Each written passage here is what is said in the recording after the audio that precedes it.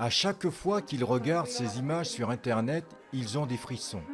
Il faut dire que ce n'est pas tous les jours qu'on participe à une fête géante.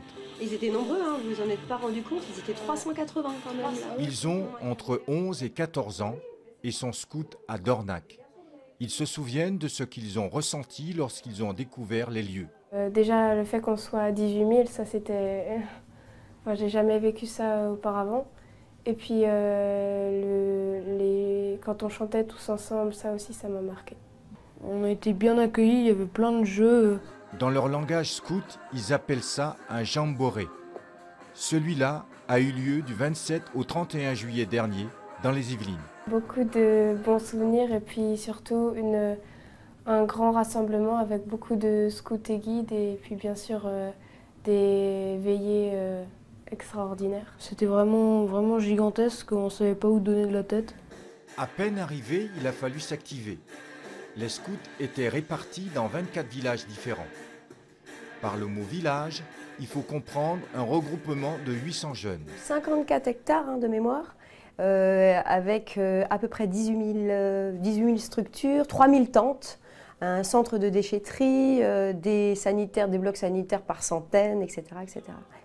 Une fois les tentes montées, de nombreuses activités étaient proposées. Jeux, rencontres, chants, bricolage. Une ambiance bon enfant avec un mot d'ordre, vis tes rêves.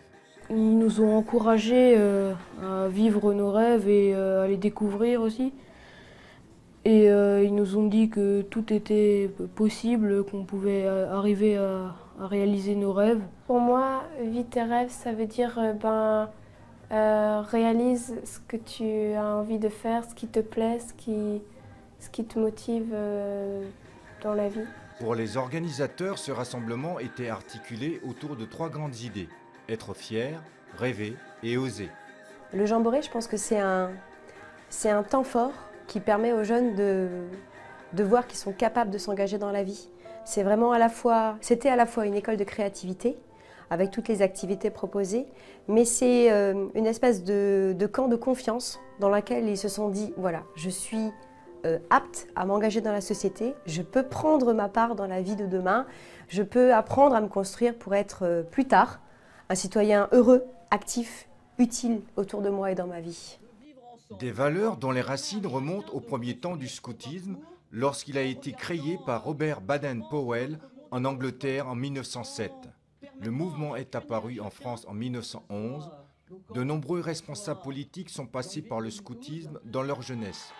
Parmi eux, la ministre Valérie Fournier.